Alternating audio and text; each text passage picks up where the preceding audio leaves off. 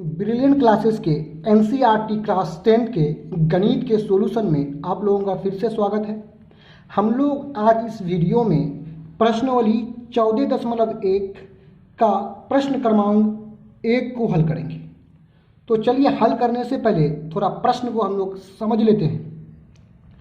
प्रश्न है कि 1 नंबर में विद्यार्थियों के एक समूह द्वारा, विद्यार्थियों का क्या था, एक समूह था, द्वारा अपने पर्यावरण संचेतना अभियान के अंतर्गत एक सर्वेक्षण किया। क्या किया है? एक सर्वेक्षण किया गया।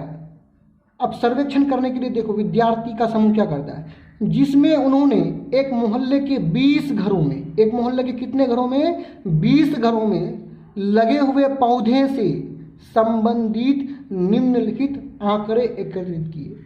यानी ये जो समूह था विद्यार्थियों का, ये 20 मोहल्ले के 20 घरों में गया और वहाँ पता किया कि प्रत्येक के घर में कितने पौधे हैं और उसको इस बारंबारता सारणी में एकत्रित किया। अब इसको क्या, ये तो बात हुई बारंबारता सारणी के बारे में। अब इसको आगे देखिए कि इस बारंबारता सारणी का करना क्या है। तो प्रति घर माध्य पौधे की संख्या ज्ञात कीजिए। यानी हमको क्या निकालना है, इस बारंबारता सारणी का माध्य निकालना है। और अंत में ये भी बताना है कि माध्य ज्ञात करने के लिए आपने किस विधि का प्रयोग किया। तो माध्य ज्ञात करने का 3 विधि है। और क्यों किया? तो क्योंकि देखो संख्यात्मक मान कम है, जैसे वर्ग 0 से 2, 2 से 4 काफ़ी कम मान है, तो हम लोग प्रत्यक्ष विधि का प्रयोग करेंगे। तो प्रत्यक्ष विधि में हल करने के लिए हम लोग क्या करेंगे, यहाँ पे 2 जो लाइन बना हुआ है क्षैतिज है, उसको हम लोग खड़ा करके 4 लाइन बनाएंगे। 2 तो यही लाइन होगा, 2 हमको अतिरिक्त बनाना पड़ेगा। तो चलिए इसके लिए, इसको हल करने के लिए हम लोग 4 स्तंभ को खींचते हैं। तो चलिए इस तरह से हम लोग 4 स्तंभ को खींच लेंगे। यहाँ पे स्तंभ ऊर्ध्वाधर क्षैतिज था, यहाँ पे हमने क्या कर दिया, ऊर्ध्वाधर कर दिया, खड़ा कर दिया। 2 स्तंभ तो यही दोनों जो है, दोनों को सेम टू सेम उतार देंगे हूबहू। बाकी 2 अतिरिक्त हमको करना पड़ेगा। 2 अतिरिक्त कॉलम इसलिए बनाना पड़ा क्योंकि प्रत्यक्ष विधि का सूत्र होता है माध्य बराबर सिग्मा fx बटे सिग्मा f। आपको f यहाँ पे है और एक अतिरिक्त लाइन आपको बनाना पड़ेगा x का, और दोनों को जो गुना होगा, दोनों का गुना यहाँ पे होगा fx होगा। तो हम लोग अब क्या करते हैं, ये दोनों कॉलम में यहाँ पे जो लिखा हुआ है इसको हूबहू उतार देते हैं। यानी पौधों की संख्या तो पौधों की संख्या, दूसरा है घरों की संख्या तो घरों की संख्या लिख दिए। घरों को ही संख्या को ही हम लोग बारंबारता कहेंगे, यानी इसको संकेत में यब से सूचित करते हैं। तो चलिए हम लोग वर्ग को उतारते हैं। पहला वर्ग है 0 से 2, 0 से 2। दूसरा क्या है, 2 से 4। अगला है 4 से 6। उससे अगला है 6 से 8। उसके बाद अगला है 8 से 10। उसका अगला है 10 से 12। उसका अगला कितना है, 12 से 14। 12 से 14 उतार लिए। अब उसका जो संगत बारंबारता है उसको उतारिए। वर्ग 0 से 2 का बारंबारता 1 है, यहाँ पे लिख लिए। वर्ग 2 से 4 का बारंबारता कितना है, 2 है, लिख दिए। अगला जो 4 से 6 है उसका बारंबारता यानी घरों की संख्या कितना है, 1 है। 6 से 8 का 5। उससे अगला का कितना है, 6 है। उससे अगला का कितना है, 2 है। उसके बाद अंत में जो है 12 से 14, इसका बारंबारता कितना है, घरों की संख्या 3 है, इसको उतार लिया। अब यहाँ तक तो सेम उतार लिए। अब हमको इसके आगे मेथ बनाना है। तो मेथ बनाने के लिए हम लोग यहाँ एक चीज़ को देखेंगे। तो चलिए 2 अतिरिक्त कॉलम हमने इसलिए खींचा क्योंकि सूत्र में है कि माध्य बराबर सिग्मा fx बट्टे सिग्मा यफ। चलो यफ तो मेरे पास पहले से है, यहाँ से उतार लिए। लेकिन अपने पास यक्स है नहीं, तो यक्स लिख दिए। अब f और x गुना होकर के यहाँ होगा क्या, यफ एक्स होगा। अब क्या होता, अगर यहाँ पे वर्ग नहीं होता, कोई क्या होता, सिर्फ चरमान सब होता। इस तरह से देखिए, इस तरह से चरमान ही होता सिर्फ। तो इस तरह से अगर चरमान होता तो हम लोग इसी को क्या मानते, x मानते। लेकिन यहाँ पे चरमान एक एक करके ना होकर के वर्ग के रूप में 0 से 2, तो चरमान इसको माने कि इसको माने। तो इस परिस्थिति में दोनों का जो बीच में आएगा, मध्य में आएगा, उसी को चरमान मानते हैं, जिसको बोलते हैं वर्ग चिन्ह। और वर्ग चिन्ह हम लोग सूत्र से निकालेंगे।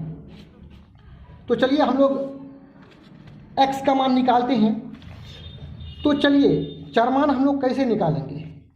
ये जो x का मान है इसको निकालने का सूत्र है निम्न वर्ग सीमा प्लस उच्च वर्ग सीमा बट्टे 2। तो चलिए हम लोग निकालते हैं। इस वर्ग में देखिए निम्न वर्ग सीमा, निम्न मतलब छोटा, उच्च मतलब बड़ा, तो इसमें निम्न वर्ग सीमा कितना 0 है, 0 बीच में क्या है प्लस उच्च वर्ग सीमा, तो उच्च वर्ग सीमा कितना है 2 है बट्टा 2 कर दिए।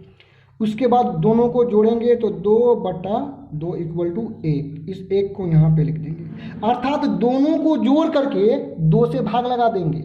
तो दोनों को यहाँ पे जोड़िए तो 2 और 4 कितना होता है 6 बट्टा क्या है 2, 2 से भाग देना है तो कितना हुआ 3 हुआ। सबका इसी तरह करना है, उसी तरह 4 प्लस 6 10 होगा। अब 10 को अगर हम 4 प्लस 6 कितना 10, 10 को अगर 2 से भाग देंगे तो कितना होगा 5 हो जाएगा, तो 5 यहाँ पे लिख देंगे। तो देखिए इसमें एक ट्रिक है, तो इसमें देखिए कि आपका x का मान 1 हुआ है, 1 के बाद कितना 3 हुआ है, 3 के बाद 5 हुआ है, कितने के अंतर से आगे बढ़ रहा है 1 के बाद 3 यानी 2 जोड़ा गया, फिर 3 में 2 जोड़ेंगे तो 5 हुआ।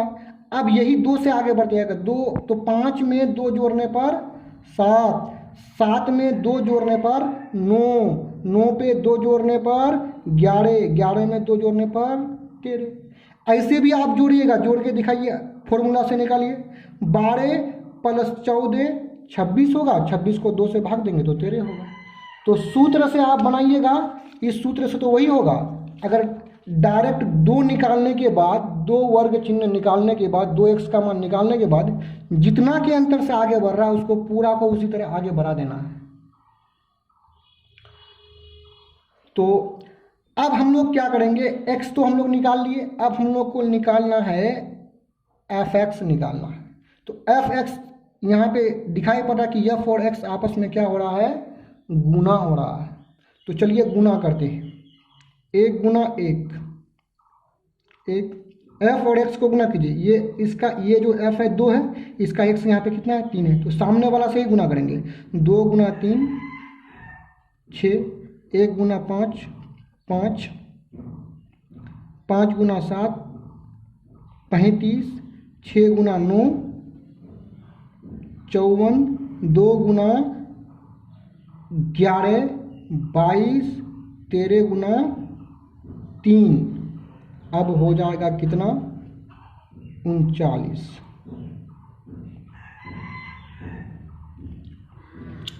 अब हम लोग यहाँ पे एक लाइन खींच लेते हैं। तो इस तरह से यहाँ पे हम लोग लाइन खींच लिए। अब माध्य का सूत्र तो आप लोग जानते हैं,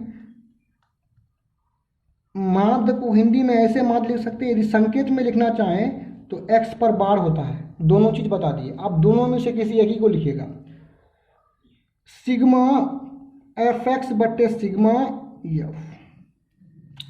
अब आप देखिए आपको fx कहाँ मिलेगा, fx ये वाला लाइन है और इस लाइन को जोड़ेंगे तो सिग्मा fx होगा।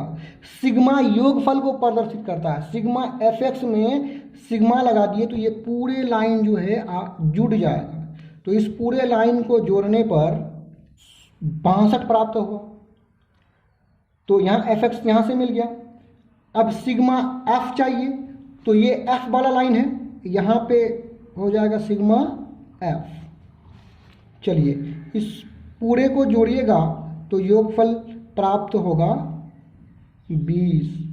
प्रश्न में भी बोला गया है कि 20 घरों में 20 घरों का सर्वेक्षण किया गया, तो टोटल यहाँ पे कितना है 20 है। आप ऐसे भी जोड़िएगा तो कितना प्राप्त होगा 20 प्राप्त होगा। एक बात हमेशा याद रखिएगा, कभी भी x का जो है सिग्मा x नहीं होता है, यानी कभी भी हम x को नहीं जोड़ेंगे, याद रखिएगा कभी भी x को नहीं जोड़ेंगे हम लोग। सिर्फ जोड़ा जाता है किसको, सिग्मा f को और सिग्मा fx को। अब देखिए आप, चलिए इधर ही आगे बढ़ा दीजिए।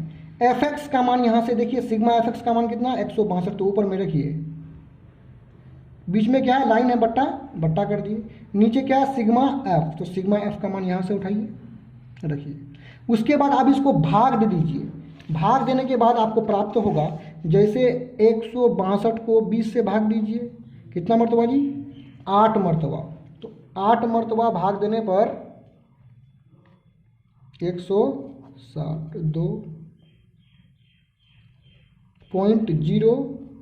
20 एक कम 20, यानी आपका आंसर निकल के आया 8.1। ये आपका आंसर हो गया। यहाँ पे लास्ट में पूछा गया था कि माध्य ज्ञात करने के लिए आप किस विधि का प्रयोग किया और क्यों किया। हम यहाँ थोड़ा सा लिख दो, क्या दिक्कत है, हल्का सा लिख दो कि माध्य ज्ञात करने के लिए कौन सा विधि का प्रयोग किए आप, प्रत्यक्ष विधि। माध्य ज्ञात करने के लिए कौन सा विधि, प्रत्यक्ष विधि का प्रयोग किया। क्यों किया, तो क्योंकि संख्यात्मक मान कम है। ये जो संख्यात्मक मान जो देख रहे हैं, कम देख रहे हैं, 2 1 2 1 5, ये सब मान कम है, इसलिए प्रत्यक्ष विधि का प्रयोग किया, ताकि हमको ज़्यादा गुना घटा नहीं करना पड़े। बड़ा अगर रहेगा तो इसके लिए हम लोग पग विचलन विधि का प्रयोग करेंगे। तो यदि वीडियो में आप नया हैं तो चैनल को सब्सक्राइब जरूर कीजिएगा। धन्यवाद।